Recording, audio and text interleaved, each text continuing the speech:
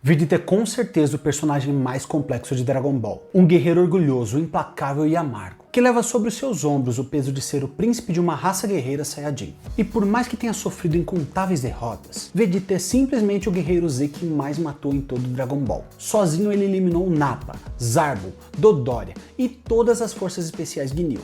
E acredite, esses nomes são só o começo de uma lista gigantesca. Mas contrariando tudo isso, o seu desenvolvimento não se dá por suas vitórias. O Vegeta que conhecemos hoje foi moldado por suas derrotas. E por mais que muitos personagens se desenvolvam por acreditar nos outros, Vegeta é diferente. Ele evolui por nunca deixar de acreditar em si mesmo. A dura verdade é que a sua fé não vem da esperança, ela vem da dor. Mas será que o orgulho do Vegeta é só um tipo de arrogância? Ou será que foi a única saída que ele achou para sobreviver em um universo cruel e sombrio? Afinal, seu sofrimento não se limita a ser um príncipe de uma raça aniquilada, pois ele também foi um homem forçado a trabalhar para o seu maior inimigo, o Frieza, o cara que matou toda a sua família, explodiu seu planeta e, além de tudo isso, o tratou como inferior simplesmente por ele ser de uma raça diferente. Vegeta, o futuro rei dos Saiyajins, de um dia para o outro virou um escravo, um simples peão do imperador do universo, crescendo desde criança sozinho, sem amor e sem compaixão. E graças ao seu ódio, ele desprezou todos, incluindo a sua própria espécie, os outros Saiyajins. Mas no meio de tanta dor, um grande mistério nasce. Como Vegeta, um vilão frio com essa trajetória obscura, desleal e às vezes até covarde, se transformou no personagem mais bem desenvolvido de Dragon Ball? Para responder essa pergunta, primeiro nós temos que entender como Vegeta sobreviveu ao seu maior desafio, o próprio autor de Dragon Ball, o lendário Akira Toriyama.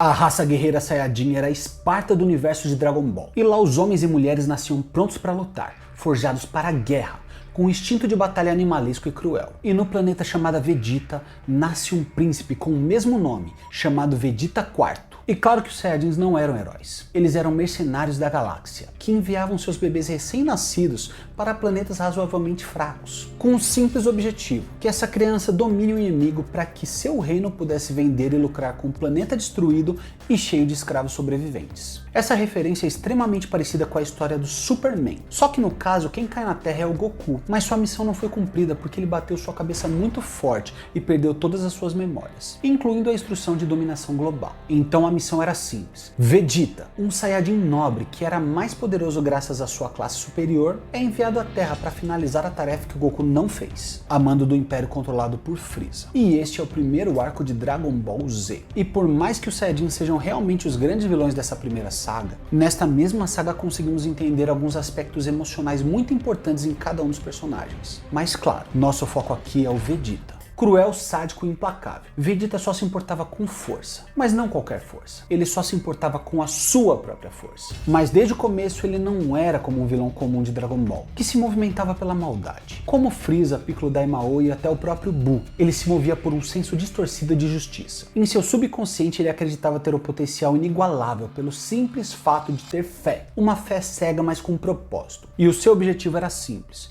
superar seu inimigo mais poderoso, o Frieza. Não por vingança, mas sim por orgulho. Ele sabia que os Saiyajins foram destruídos por ser uma ameaça para o Imperador do Mal. E isso só reforçava sua convicção em si mesmo. E tudo isso, toda essa motivação, já estava ali desde a primeira aparição dele. Seu egocentrismo e sua arrogância transpareciam junto com a sua crueldade, a ponto de eliminar o seu próprio aliado por julgar que ele não tinha mais valor. Isso aconteceu com o próprio Nappa. E entre nós, se ele não tivesse feito isso com o Nappa, ele com certeza teria vencido e dominado a Terra. Mas como isso não aconteceu, ele foi neutralizado e derrotado, tendo como consolo a piedade do Goku, que pediu pro Kuririn poupar a vida dele. Um ato que, se parar pra pensar, foi humilhante. Como um ser egoísta que se importava exclusivamente com ele mesmo é poupado por alguém que ele julgava inferior. E isso feriu o orgulho dele. Mas temos que lembrar de um detalhe. Toda sua motivação para dominar a Terra não era focada em cumprir a sua missão de dominação. Ali o Vegeta já demonstrava mais uma camada. Ele estava buscando a liberdade. Ele acreditava que se ele conseguisse se tornar imortal com o desejo feito para as esferas do dragão,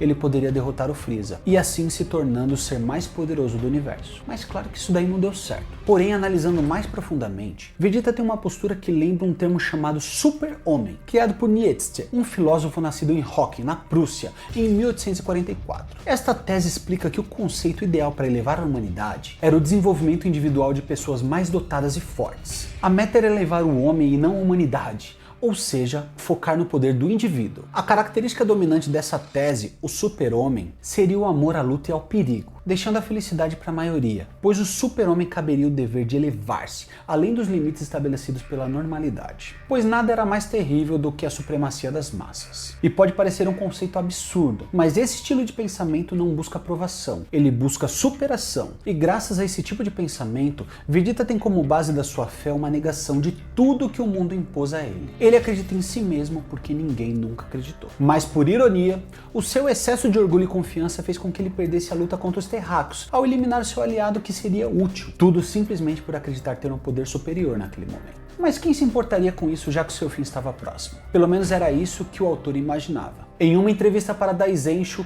Akira Toriyama afirmou que não gostava do Vegeta e já tinha planejado matá-lo logo no início de Dragon Ball Z, e com toda certeza sua morte o transformaria em um vilão comum. Mas a sua personalidade e seu estilo de luta fizeram com que sua popularidade crescesse absurdamente, fazendo com que ele se tornasse um personagem impossível de ser retirado da história. E por mais incrível que isso pareça, desde sua criação até hoje a popularidade do Príncipe do Saiyajin só cresceu. Podemos ver isso em uma pesquisa de popularidade relativamente recente, feita pela Viz Media e pela Shonen Jump em 30 de julho de 2021. Nessa pesquisa o Vegeta ficou em primeiro lugar, superando o próprio protagonista Goku, que ficou em segundo, e o seu filho Gohan em terceiro. Mas o grande mistério mesmo é como um vilão egoísta e narcisista ganhou a popularidade tão grande que superou os destaques de quase todos os personagens principais de Dragon Ball.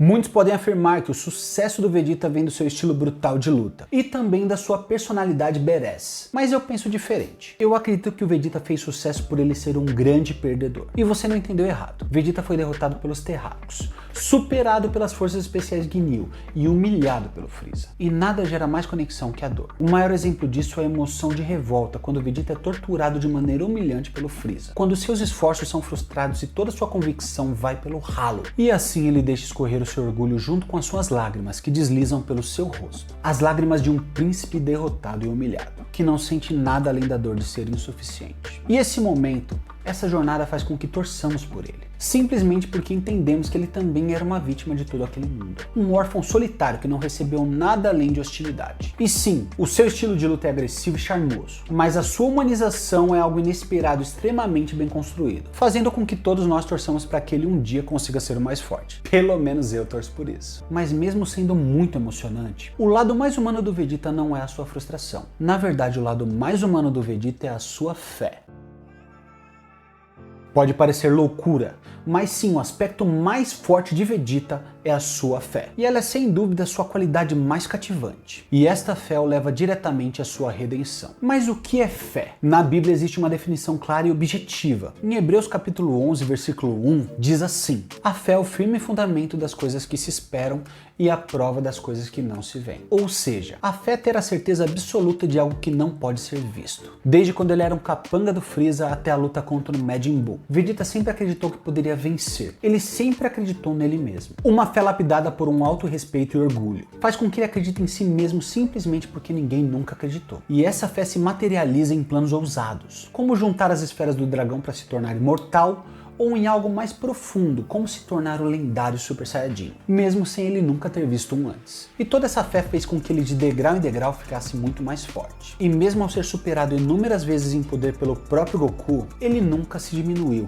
e nem mesmo desistiu de continuar se preparando. Ou seja, mesmo sem nenhuma possibilidade de vitória, ele entrega sua vida em um salto de fé, assim como ele fez arriscando a sua vida em um treinamento kamikaze para se tornar um Super Saiyajin. E esse termo surgiu com o filósofo e teólogo Kierkegaard, nascido em 1813. Ele explica que o salto de fé é um salto no escuro, pois, como sabemos, a fé não apresenta nenhuma garantia racional. Ao contrário disso, ela é exatamente acreditar no que não podemos ver. E esse salto não é uma passagem suave, mas sim uma ruptura que muda completamente o sentimento da sua vida. Ou seja, ele não sabe se vencerá, mas ele sempre acredita que vai vencer. O Vegeta possui muitos sentimentos extremamente humanos, como o medo, a raiva, a frustração e a fé. E tudo isso faz com que ele, um príncipe alienígena, se transforme em um dos personagens mais humanos da obra, conquistando seu espaço com a força da sua dedicação. Porém, a partir de agora vamos entender como tudo isso foi perdido para surgir algo muito maior.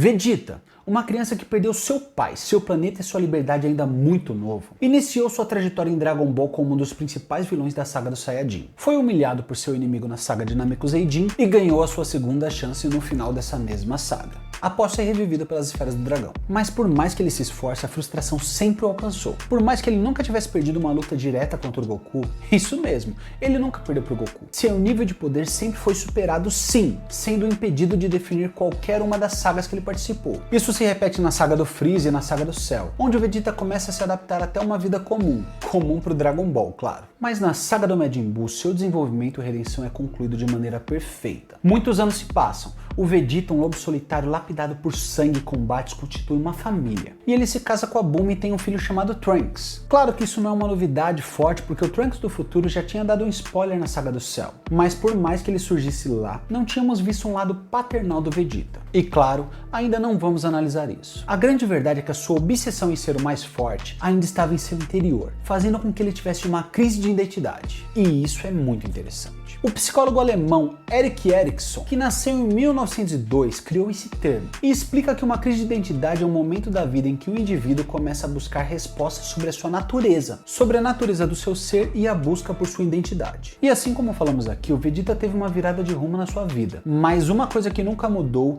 é que ele sempre quis ser o mais forte. E ao entender e acreditar que a sua crueldade o deixava mais letal, ele decide vender a sua alma para o Babidi e assim aumentar o seu poder para poder derrotar o Goku em uma luta de vida ou morte. E ele vence, após uma das melhores lutas do anime, fazendo com que todos acreditem que enfim ele superou o Goku. Mas infelizmente o Goku tinha uma carta na manga que não foi usada: o Super Saiyajin 3. Mas nessa saga, Vegeta, que estava pronto para destruir um estádio cheio de pessoas para convencer o Goku a lutar com ele, disposto até mesmo a vender a sua alma por poder, decidido a mergulhar na escuridão para voltar à sua essência e se tornar o mais poderoso de todos os guerreiros do universo, decide deixar todo o seu ego de lado por sua família, se autodestruindo para derrotar um vilão inigualável até o momento: o Majin Buu. E essa decisão surpreendente é marcada em um gesto emocionante e sentimental. Logo depois dele abraçar o Trunks e falar: "Cuide-se bem, filho."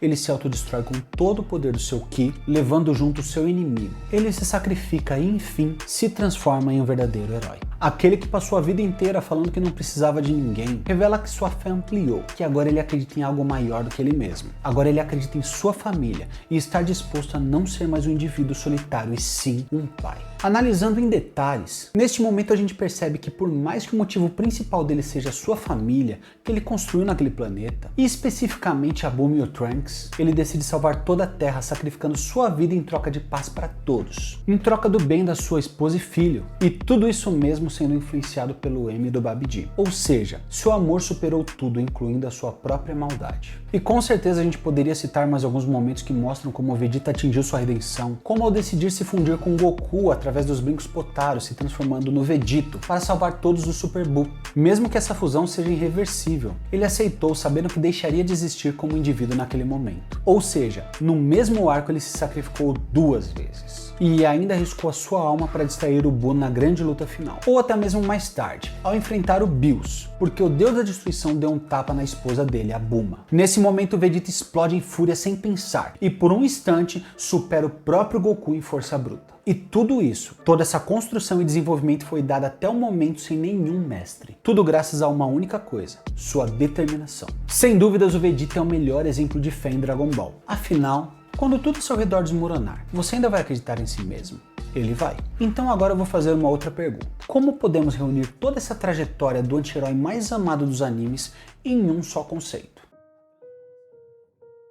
Parece até poético, mas a gente nem precisa pensar para responder essa pergunta. Isso porque o próprio artista Toyotaro, o mangaka de Dragon Ball Super, elaborou essa resposta com a aprovação do próprio Akira Toriyama. E o nome dessa resposta é Ego Superior. Este é simplesmente o nome da última transformação de Vegeta. Ela foi desenvolvida após o treinamento que ele teve com Bills, seu primeiro mestre. E nesse treinamento ele ensina o nosso príncipe como usar o Hakaishin, ou seja, o poder de um deus da destruição. E graças à origem desse novo poder, surge uma nova transformação exclusiva para o Vegeta. Com seus cabelos rosas e seus olhos sobressalentes, basicamente após sua transformação ele se concentra somente na destruição. E além de aumentar absurdamente o seu poder, ele evolui a cada golpe que toma. Ou seja, quanto mais ele apanha, mais forte ele fica, focando todo o seu ki no egocentrismo da sua força com base no instinto animalesco de um Super Saiyajin. E esta é a habilidade perfeita para representar a sua história. Todas as dores que o Vegeta sofreu, todos os traumas, toda a solidão e raiva fizeram com que ele depositasse toda a sua fé nele mesmo. E o seu ego e orgulho eram um pilar que sustentava sua alma em um universo frio e solitário. E por mais que seu coração tenha se aquecido com uma família, suas raízes, seu ódio e sua fé inabalável em si mesmo faz parte da sua maior força. Ela foi construída sem ajuda, sem aplausos e sem promessa. Foi ele contra o universo e ele ainda acreditou. A fé do Vegeta nos ensina que não precisa ser o escolhido, o amado ou o aclamado para continuar em frente. Às vezes, a fé mais pura é aquela que ninguém vê, mas que ainda assim move montanhas. Fala a verdade, não é incrível um vilão ter construído tudo isso? Mas quer saber o que é incrível também? O karma do Mashiba. E esse vídeo aqui vai contar a incrível trajetória desse personagem, o ceifador de Hajime no Ippo, com sua vida emocionante e cruel, tanto quanto a do Vegeta, acredite. Mas primeiramente, parabéns para você que chegou até aqui. Este é um vídeo denso e complexo, então você com toda certeza não é qualquer pessoa. Eu acredito nisso e você também deveria. E claro, o mais importante é toda a honra e glória a Deus. Sem ele não sou nada e com certeza não conseguiria produzir esse vídeo. Se você curtiu, se inscreva no canal. Super Nerd Star, tchau!